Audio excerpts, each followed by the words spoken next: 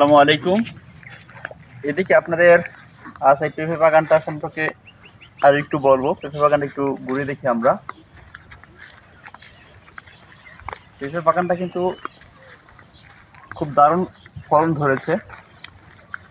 কিছুদিন আগে এখান থেকে এগুলো তুলে বিক্রি করা হয়েছে। দেখেন আজকে আবার কিন্তু খুব সুন্দর পেঁপে ধরে গেছে। দেখেন সেই বিশাল বিশাল সাইজ। এটা কিন্তু এখনো তরকারি বা সবজি খাওয়ার মতো। এই গাছটাও ধরেছে, কিন্তু এটার পেঁপেগুলো অত বেশি বড় হচ্ছে না। এই গাছ দুটোটাই ভালো, এই দুটো একটু ভালো পড়েছে। সবগুলো পেঁপের সাইজ মোটামুটি অনেক ভালো। কিছু পেঁপে গাছ আছে যেগুলোতে শুধু ফুল আসে, ফল আসে না। এরকম কিছু গাছও আছে। এই যেমন এই গাছটায় শুধু ফুল আসে, যেটাকে আমরা মাদি বলি, মদ্দা বলে থাকি। এই গাছগুলো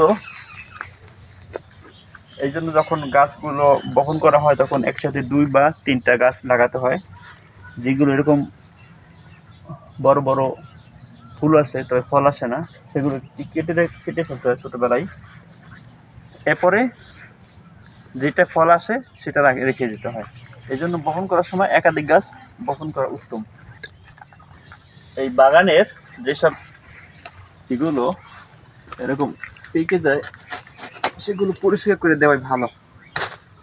তাহলে এগুলো অনেক সময় পেঁপের উপরে পড়লে সেখানে দাগ ধরে যেতে পারে। এই দাগ ধরলে আবার বিক্রি করার সময় ততটা চাহিদা থাকে না। দেখেন খুব সুন্দর সুন্দর গাছ। প্রায় তাও এই 2টা করে গাছ আছে, 2টা করে গাছ থাকলে দুটোটাই কিন্তু ফলন ধরেছে। এক একটা গাছে কিন্তু অনেক ফলন ধরেছে।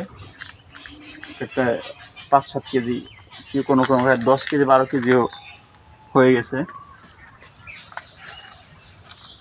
এইটা কেটে দেওয়া হয়েছে, কারণ তা না হলে বেশি ঘনত্ব হওয়ার কারণে এটা ফলন বেশি ভালো হবে না, সেই জন্য এটাকে আগে কেটে ফেলা হয়েছে।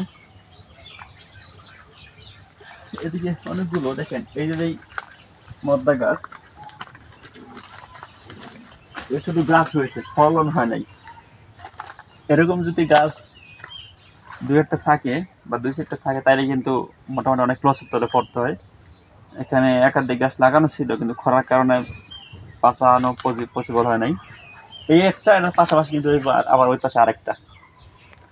এই মদ্দা গাছগুলোর জন্য যেমন এখানে অন্য একটা গাছ থাকলে সেখানে কিন্তু অনেক ভালো ফলন পাওয়া যেত। এই গাছটা অনেক ভালো ফলন ধরেছে। এগুলো কিন্তু যখন এটা পাকবে তখন কিন্তু এটা একটা ফল হয়ে যাবে। সেই ফলগুলো খেতে অনেক সুস্বাদু এবং উপকারী।